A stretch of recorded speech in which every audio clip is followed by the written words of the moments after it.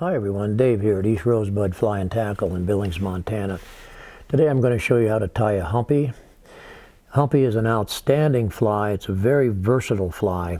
Long time ago it used to be called the goofus bug. And Jack Dennis, who was a guide and a fly tyer and an author who lived in Jackson Hole, actually perfected the tie, and somehow it picked up the name Humpy.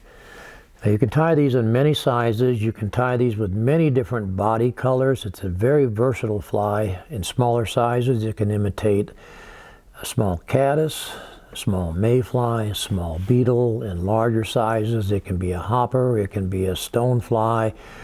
It's a very heavily hackled fly, so it floats like a cork, even on the roughest waters. So it's not the easiest fly to tie, but it is a very versatile tie.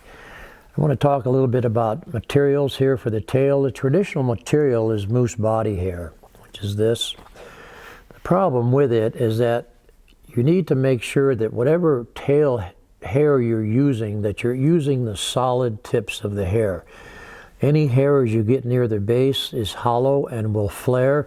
Now, I don't mind a certain amount of flare in a humpy tail. It's a heavy fly, and I think you need that for stability.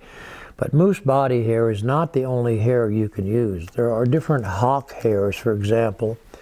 This is elk hawk. You can see the hairs are much shorter. They're very hard hair. The hollowness is very near the base. So for the correct size fly, you can use elk hawk hair. And for the tail on a humpy, the tail is equal to the hook shank length, and that's critical to maintain that for balance. We also have deer hawk hair. Finer, slightly shorter, good for smaller bugs. What I'm going to be using today is a product that we've gotten in here recently is moose hawk hair.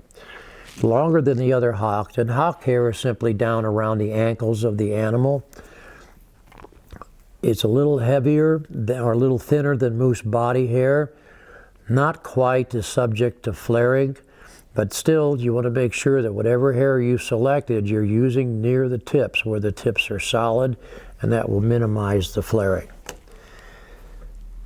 All right, for the hook, I'm using a TMC 100 SPBL, simply because it's not only a 1X heavy hook, we're going to be putting quite a bit of thread torque on this guy to tie it, but it has a 1.5 times hook gap. Anytime, as I mentioned earlier, if you have a body of a fly that takes up some of your hook gap space, you want to make sure that you're using a hook with a big enough gap so that you can still catch fish with it. UTC thread, because of its flattening qualities, is the best thread to use for these, particularly when we're tying down all of the materials. I'm using 140 denier on smaller flies. I use 70 denier. I'm going to start my thread at mid-shank, 50% point, and wrap a thread base nice and smooth to the end of the shank. Okay. I'm going to use this moose hawk hair. Now the tail, the bundle of material you use for the tail should be about half the diameter. I'll put this another way. The bundle of the tail material should be the same width as one of the wings that we're going to make here. So as any other hair, clip off a bunch, clean out the short hair, under fur, and we'll stack this.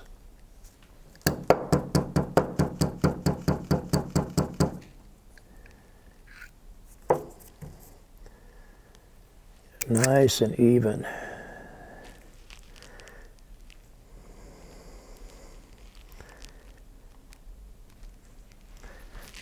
Now the trick to tying in the tail is that if you put enough thread pressure on this material, it is going to flare. There are some ways to fix that, which I'll show you.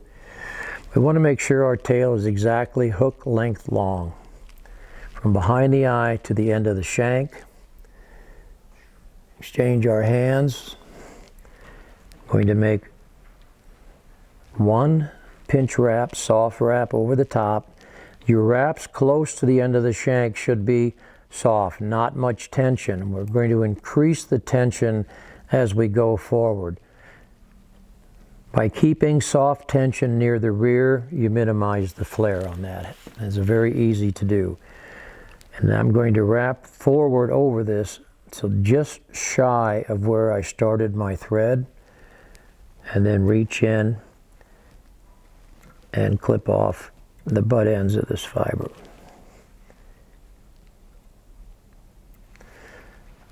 By clipping this off right before I reach where I started my thread, I'm able to tie these down nice and smooth.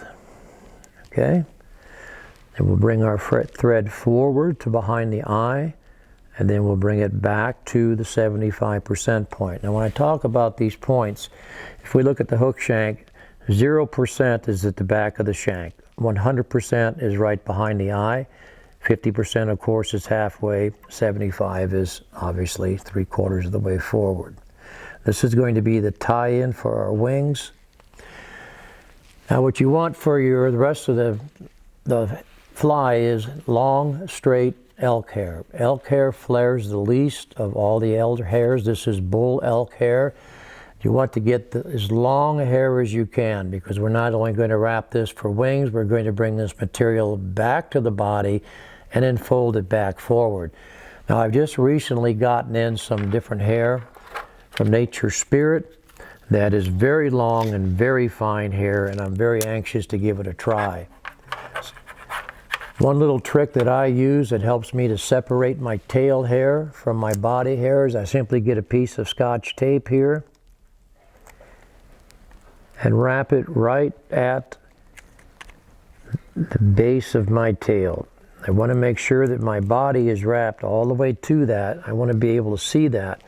But as you'll see, when it comes time to pull the elk hair back over, it makes it easier. You're not mixing up the hair from your tail. Now you're going to need a pretty substantial clump of hair, much more than you probably think. We have to make 2 wings out of this. So I'm going to clip off a pretty good bunch here. This is where a hair comb comes in handy. It allows you to really dig down into that bunch and get those short hairs and that under fur out. Sure you really clean it out. You really want to get out the shortest hairs, so I'm holding this about 1/3 of the way down from the tips. The short hairs are a real aggravation when we pull this material over to make the hump back that nice, super clean.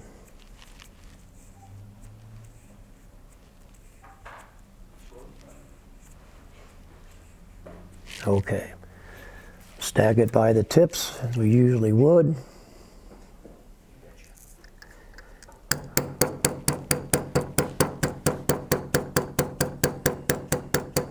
Now, since we want the hair tips pointing over the eye, and since we want these even to minimize handling, I'm going to take the hair out of the stacker so that my tips are pointing forward. That way I can grasp them. I want to measure these tips to be hook shank in length, just like the tail.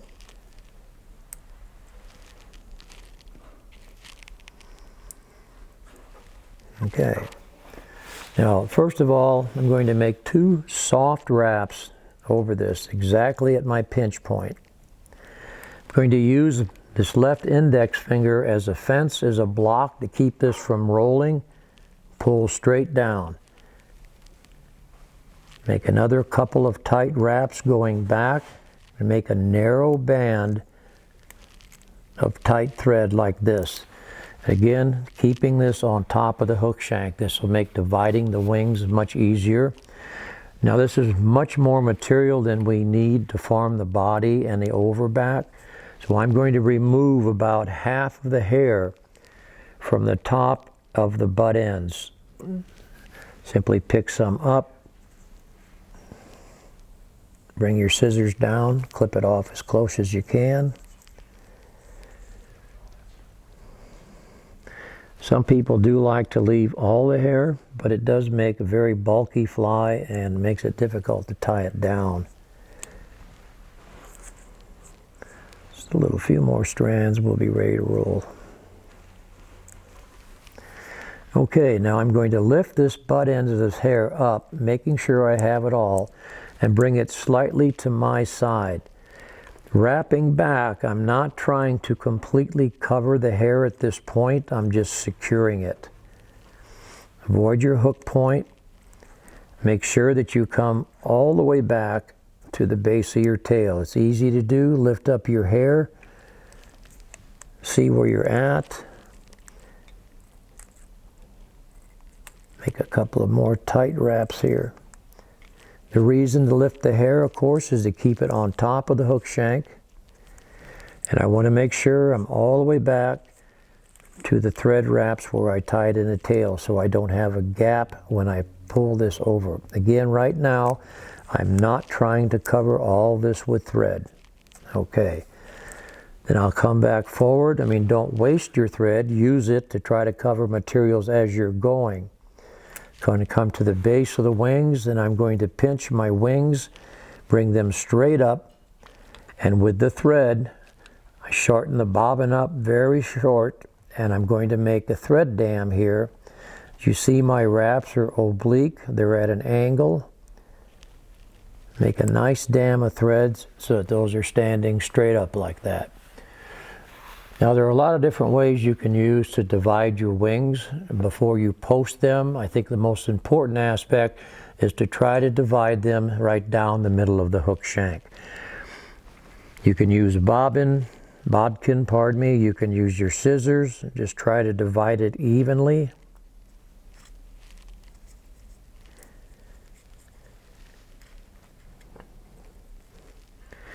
I'll turn this in a second so you can see what I'm doing, but I'm simply going to make a couple of wraps going over the far wing patch, right down through the middle of both of them, like so. Now take one wrap behind the wings so that I don't lose the security of those wraps.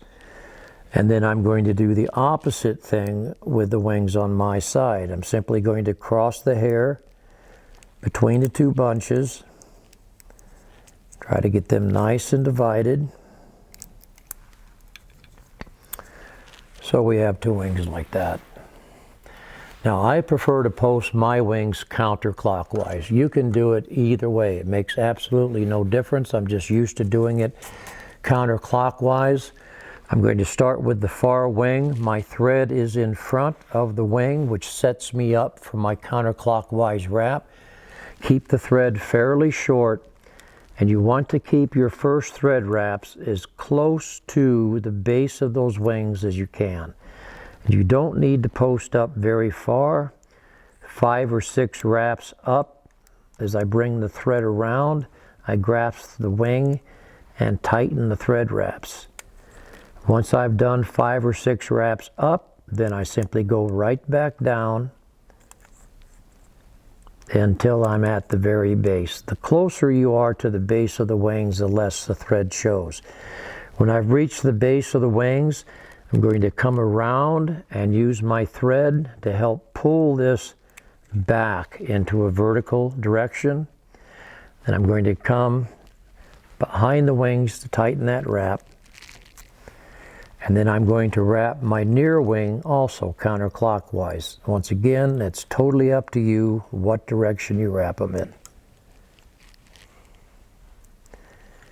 All right, to get set, I'm going to come between the wings so that I start here on the near side. Keep your first wraps as close to the base of the wings as you can. Once you get a few wraps on there, it steadies it up pretty well. 4 or 5 wraps up, then 4 or 5 wraps back down. Once again, I'll use my thread to bring this wing vertically and then make a security wrap behind them so that I don't lose that. Now, once they're posted, you can push them around and pretty much do whatever you like with them. That's the reason that we post them. Gives us control over it. You can move them anytime during when you're tying the fly. It looks like I have a piece of body trapped in there.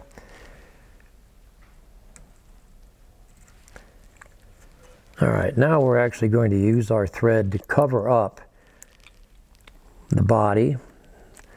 Make sure it's covered top to bottom. Use your thread wraps wisely. We don't want to make it bulky. The nice thing with UTC thread, it will twist like any other thread with every wrap. All you have to do to reflatten it is, as looking down, right-handed tire, spin your bobbin counterclockwise. That will take the twist out of those wraps and bring it back to its natural flat state. If you're a left-handed tire, you would do that opposite. Now make sure that I have the abdomen covered. That's what the trout see. And then I'm going to stop wrapping my thread at about the 60% point. I'm leaving room here not only to tie in my overbody, but also to tie in hackle. This is where you'll find the tape helps to separate the tail from the body. This is also where you'll find if you did not stack your hair well and you have some short hairs, it's going to be aggravating. I'm actually going to pull my wings a little forward. Grab your bundle. Now you can, at this point, you can put head cement on the bases of your wings, but you need to give it time to dry, because once I pull these wings over and clip the butts off, those little butt ends stick to that wet head cement, and it's an aggravation, so I prefer not to. I'm going to bring it straight over the hook, hold it between the wings. My thread is at the 60% point.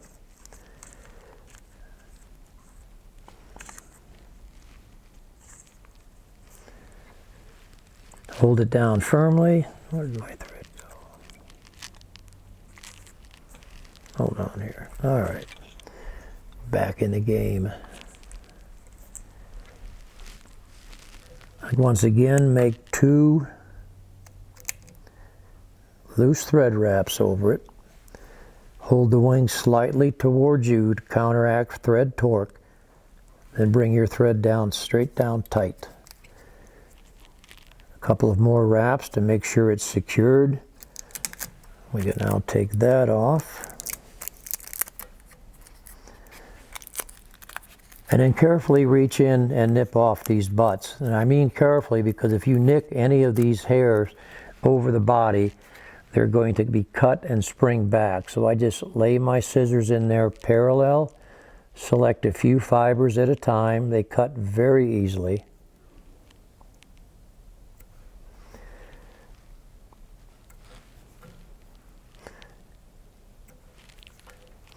Make sure you don't have any of your wing in there.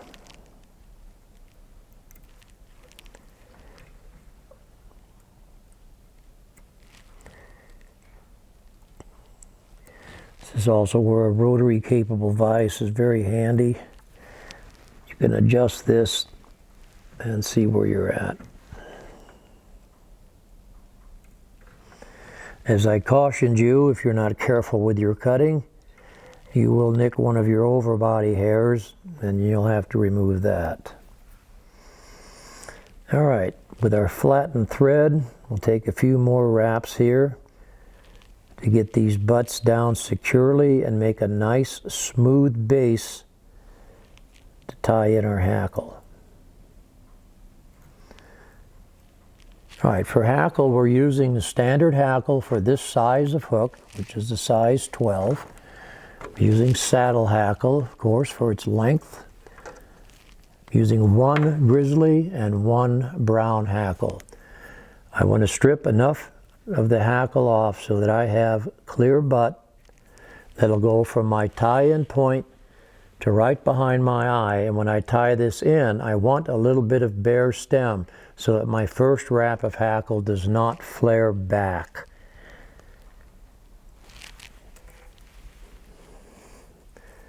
It makes no difference the orientation of these hackles. It can be brown over the Grizzly, Grizzly over the brown, makes no difference.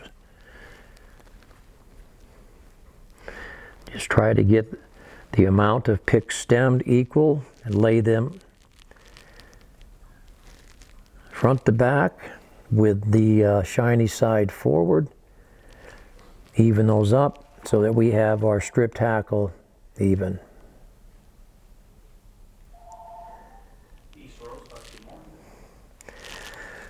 So I'll tie this in where a thread is hanging, and I am leaving a little bit of bare stem there for my first wrap. Tie it tightly to the back of the wings, lift your wings forward, bring your thread forward, and tie down the hackle stems to the eye. Now if you did make a big thread ramp here, you're going to have a bump. And we want an even space here to wrap this hackle. So if you need to, you can come back to the base of the wings and make a nice, even, smooth body for the hackle. Now I'm going to wrap this hackle at the same time. Both stems, wrap them vertically, hold them close to the fly. Try to get 3 wraps of hackle behind the wings. Lift your wings up, bring your hackle directly in front of them. I kind of tilt my hackle back, and I try to get 2 more wraps there in front. To tie it off, 1 loop of thread over the hackle, and don't put any tension on it. Pull your hackle away from you. This allows the thread to slip between the hackle barbs to the quill. Pull your hackle towards you. Now tighten your thread and take 2 more tight wraps, one on top of the other. Then I can reach in here and clip off the rest of the hackle. What that tying process does is it minimizes the tilt of hackle over the eye and makes a much cleaner tie off. And then I'm going to whip finish here right behind the eye.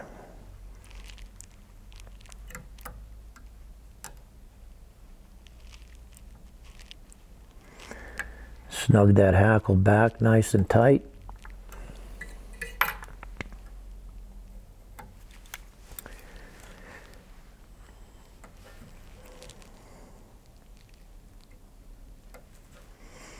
And there you have it, the Humpy. As long as you keep the proportions correctly, the tail, hook shank length, wings, hook shank length, but tied in at the 75% point, you'll get a nicely proportioned fly. And the Humpy, of course, is made to sit on the surface, traditional fly, on its tail and on its hackle. So the proportions are important so that you can do that. So thanks for joining in. As always, if you have any questions or comments, don't hesitate to contact us. And we'll see you next time.